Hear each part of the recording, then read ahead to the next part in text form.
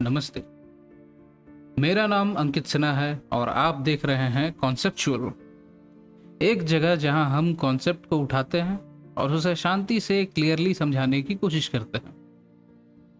काफ़ी टाइम हो गया है, लगभग 1 साल बीत गया है। इस चैनल पर मैंने कुछ भी अपलोड नहीं किया, लेकिन मैं वापस आया हूं और इस बार सिर्फ कंटेंट शेयर करने के लिए नहीं। अगर आपको कभी हिस्ट्री, इकोनॉमिक्स, पॉलिटिकल साइंस या ज्योग्राफी कंफ्यूजिंग लगे या स्कूल में कॉन्सेप्ट सिर्फ थ्योरी बन के रह गए हो, तो ये चैनल सिर्फ आपके लिए है।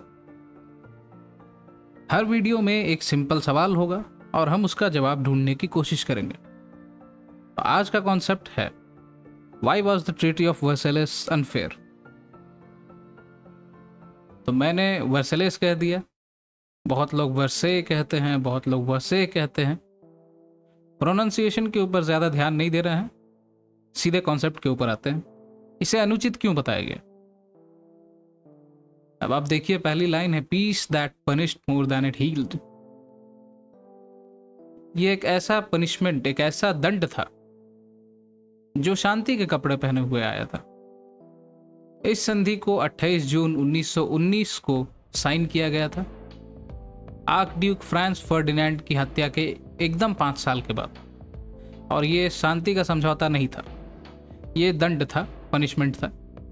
जर्मनी की टांगें तोड़ दी गई, उसके सारे उपनिवेशों को हथिया लिया गया और इसका फायदा किसको हुआ?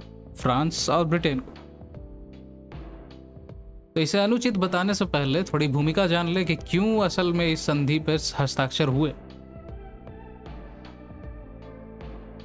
वर्सेलिस की संधि पर हस्ताक्षर हुआ था फर्स्ट वर्ल्ड वॉर के बाद। फर्स्ट वर्ल्ड वॉर शुरू क्यों हुआ? 1914 में आर्कड्यूक फ्रांस फर्डिनेंड की हत्या कर दी गई थी, जो ऑस्ट्रिया हंगरी के उत्तराधिकारी थे। इस घटना के साथ अल्टीमेटम्स और डिक्लेरेशंस का दौर शुरू हुआ। बाद में यह प्रथम विश्व युद्ध में बदल गया। तो फर्स्ट वर्ल्ड वॉर के लिए कौन रिस्पॉन्सिबल था? कोई साफ कल्प्रिट तो है नहीं, किसी पर हम जिम्मेदारी को थोप नहीं सकते हैं। फ्रांस फर्डिनेंड की हत्या के बाद ऑस्ट्रिया ने सर्बिया के ऊपर इल्ज़ामात लगाने शुरू कर दिए। जर्मनी ने ऑस्ट्रिया का सपोर्ट किया। रूस जो था वो सर्बिया के सपोर्ट में आया। फ्रांस और ब्रिटेन ने उसकी तरफदारी की और इतिहासकार आज भी इसकी रिस्पॉन्सिबिलिटी को लेकर डिबेट करते रहते हैं। प्रथम विश्व युद्ध 1914 से लेकर 1918 तक चला। 1.5 करोड़ से ज़्यादा लोग इसमें मारे गए, 2 करोड़ से ज़्यादा लोग जख्मी हुए। यूरोप में भारी तबाही मची, शहरों को फ्लैट कर दिया गया, खेतों को तबाह कर दिया गया, अर्थव्यवस्थाएं चकनाचूर हो गईं। 4 साम्राज्य भी इसके परिणाम स्वरूप खत्म हो गए। जर्मनी खत्म हो गया, ऑस्ट्रिया हंगरी का साम्राज्य खत्म हो गया, ऑटोमन साम्राज्य खत्म हो गया और साथ ही रूस का भी साम्राज्य खत्म हो गया। फ्रांस फर्डिनेंड की हत्या क्यों की गई? फ्रांस फर्डिनेंड जो थे वो ऑस्ट्रिया हंगरी के उत्तराधिकारी थे। ऑस्ट्रिया हंगरी में काफ़ी सारे एथनिक ग्रुप्स रहते थे और ज़्यादातर स्लाव जनजाति के थे, जैसे सर्ब्स, क्रोएट्स और बॉस्नियंस। इस साम्राज्य ने कुछ ही समय पहले बोस्निया हर्जेगोविना को अपने अधीन किया था और इससे सर्बिया के राष्ट्रवादी लोग काफ़ी नाराज थे। आर्कड्यूक को मारने वाले का नाम गैव्रिलो प्रिंसिप था, जो बॉस्नियन सर्ब नेशनलिस्ट था। वो एक कट्टरपंथी समूह का हिस्सा था जिसका नाम था द ब्लैक हैंड। इस समूह को चाहिए था ग्रेटर सर्बिया, एक ऐसा देश जो जितने भी दक्षिण के स्लाव देश हैं सबको मिलाकर बना हुआ था। फ्रांस फर्डिनेंड को ये लोग ऑस्ट्रिया का चिन्ह समझते थे और इसी के कारण उनकी हत्या कर दी गई। दिन था 28 जून 1914। यह सर्बियन नेशनल डे था और इसी दिन फ्रांस फर्डिनेंड और उनकी पत्नी सारायेवो का भ्रमण कर रहे थे और इसी बीच उन पर गोलियां चली और उनकी मौत हो गई।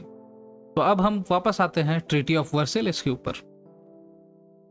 क्या थी टेरिटोरियल टर्म्स? 1871 में जर्मनी ने फ्रांस से अल्सेस और लोरेन हथियाया था, उसे फ्रांस को वापस दे दिया गया। इसी के साथ साथ सार कोल फील्ड्स को भी फ्रांस को दे दिया गया 15 सालों के लिए। इसका नतीजा ये हुआ कि जर्मनी को ऊर्जा की कमी हुई और अर्थव्यवस्था भी चकनाचूर होने लगी। जर्मनी को डीमिलिटराइज कर दिया गया। इसके बारे में हम आगे बात करेंगे। जर्मनी ने 13% जमीन खो दी, लगभग 10% अपनी आबादी खो दी थी, और इस आबादी और इस जमीन में काफ़ी सारी चीज़ें उद्योगों से जुड़ी हुई थी। साथ ही साथ पूरी दुनिया भर में जर्मनी की जितनी भी कॉलोनीज थी, जितने भी उपनिवेश थे, उन सभी को भी छीन लिया गया। यानी जर्मनी की ग्लोबल प्रेजेंस को भी खत्म कर दिया गया था। तो नियम और शर्तों की बात की जाए तो मिलिट्री टर्म्स के ऊपर आते हैं। जर्मनी को सिर्फ 1 लाख सैनिक रखने का निर्देश दिया गया। एयरफोर्स नहीं रखनी थी, टैंक्स नहीं रखने थे, सबमरीन्स नहीं रखने थे। तो एक तरह से कहा जाए तो उनकी आर्मी को भी पीछे पिछड़ा करने की कोशिश की गई, और साथ में उनकी नेवी को सिर्फ 6 वॉरशिप्स रखने का निर्देश दिया गया, कोई भी सबमरीन नहीं। इससे जर्मनी की नेवल पावर को भी धक्का लगा। इन सभी चीजों के ऊपर जर्मनी पर रिपेरेशंस को भी थोप दिया गया। जर्मनी को 132 बिलियन गोल्ड मार्क्स देने का निर्देश दिया गया, जो उस समय $33 बिलियन के आसपास थे। इससे जर्मनी में इकोनॉमिक कोलैप्स हो गया, अर्थव्यवस्था चकनाचूर होने लगी। वहाँ के लोग भूखे मर रहे थे, बच्चे भूखे मर रहे थे, और ब्रिटेन, फ्रांस और एलाइज के जितने भी देश थे, वो लोग इससे प्रॉफिट में थे। आर्टिकल 231 के हिसाब से जर्मनी को जबरदस्ती प्रथम विश्व युद्ध को शुरू करने की जिम्मेदारी उठानी पड़ी, और ये चीज़ जर्मनी के लोगों को पसंद नहीं आई। जर्मन्स को लगता था कि ये चीज़ अनुचित है और गलत है। इन सभी चीज़ों ने उन्हें राजनीतिक और नैतिक रूप से यूरोप का खलनायक बना दिया। तो अब हम आते हैं अपने मेन टॉपिक पे कि इस संधि को अनुचित क्यों कहना चाहिए। अंग्रेजी से घबराइए मत, अंग्रेजी ज़्यादा मुश्किल है नहीं, और दूसरी बात है कि इससे आपको भी सीखने को मिलेगा और मुझे भी।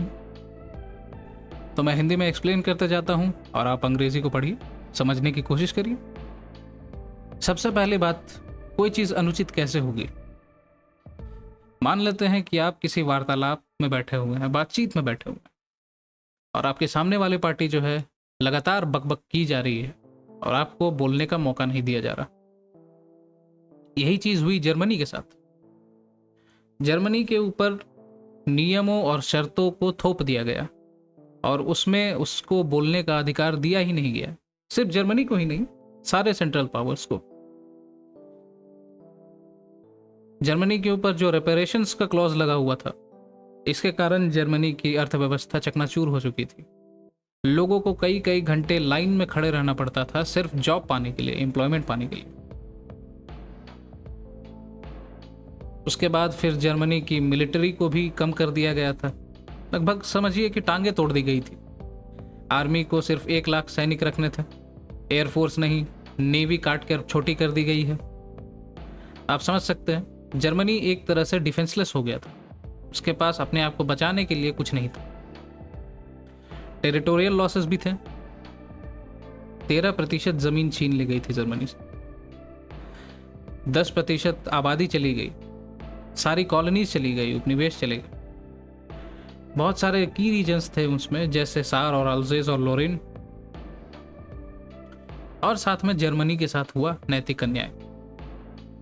जितने भी इल्जामात थे जबरदस्ती जर्मनी के ऊपर थोप दिए गए, और बाकी पार्टीज के रोल्स को अंधों की तरह नजरअंदाज कर दिया गया। अब बात करते हैं कि इसका परिणाम क्या निकला। तो सबसे पहले बात हुई हिटलर। हमने हिटलर को इन्वेंट किया। ये चीज़ यूरोपियंस को कहनी चाहिए, भारतीय तो इसमें है नहीं, लेकिन फिर भी हमने हिटलर को इन्वेंट किया। जर्मनी पूरी तरह से बर्बाद हो चुका था, इकोनॉमिक तरीके से भी और राष्ट्रीय तरीके से, नेशनल शेम भी था। और हिटलर ने इसी का फ़ायदा उठाया, इसी नफरत का फ़ायदा उठाया। हिटलर ने लोगों से कहा कि वो जर्मनी को दोबारा से महान बनाएगा, और लोग उसके साथ चल भी पड़े। प्रथम विश्व युद्ध के बाद जर्मनी को वेमार रिपब्लिक में बदल दिया गया था। अब ये एक अनस्टेबल डेमोक्रेसी थी। लोकतंत्र तो था, लेकिन इकोनॉमी उतनी अच्छी नहीं थी, साथ में लोग भी गुस्से में थे। तो डेमोक्रेसी ज़्यादा अच्छी चल नहीं रही थी, लोकतंत्र ज़्यादा अच्छा चल नहीं रहा था। और इससे हुआ क्या, 10-12 साल लगे और वेमार रिपब्लिक ख़त्म हो गया। इसके जगह पर आया कौन? हिटलर। दूसरी बात है कि जब जर्मनी में इकोनॉमिक टेंशन्स चल रही थी, अर्थव्यवस्था खराब चल रही थी, दुनिया की अर्थव्यवस्था पर भी इसका असर पड़ा। जर्मनी के रिपरेशंस ने विश्व व्यापार पर असर डाला और साथ में एक ऐसे दौर की शुरुआत की जो पूरी दुनिया हमेशा याद रखेगी, द ग्रेट डिप्रेशन, पूरी दुनिया में मंदी का दौर। अब आप जानना चाहेंगे कि हिटलर की उत्पत्ति कैसे हुई, तो यही tensions between allied powers. France को बदला चाहिए था, ब्रिटेन को बैलेंस चाहिए था, संतुलन चाहिए था, और यूएस पीछे हट चुका था। एलाइड पावर्स के बीच में कोई यूनिटी नहीं थी और तालमेल भी नहीं था, और इसका नतीजा क्या निकला? जितने भी नियम और शर्तें थी उन्हें लागू करने में दिक्कत हुई और डिप्लोमेसी चरमरा गई, कूटनीति नहीं हो पाई, और यहीं से वर्ल्ड वॉर 2 के बीज बोए गए। ऐसा क्यों हुआ? क्योंकि लोग इस संधि से नफरत करते थे और इसी नफरत ने बाद में हिटलर को जन्म दिया और हिटलर को ऊपर उठाया। हिटलर ने नियम और शर्तों को सीधे से खारिज कर दिया और लोगों ने, यहां तक कि किसी अन्य देश ने भी उसका कोई विरोध नहीं किया। तो इसी के साथ इस वीडियो में इतना ही। अगर आपको ये एक्सप्लेनेशन यूजफुल लगी हो तो सब्सक्राइब ज़रूर करें। मैं हर हफ्ते एक नया कॉन्सेप्ट लेकर आने की कोशिश करूंगा। मेरा गोल सिंपल है, क्लैरिटी देना, रट्टा नहीं। मैं हूं अंकित सिन्हा और ये था कॉन्सेप्ट शुरू। मिलते हैं अगले वीडियो में एक नए सवाल के साथ।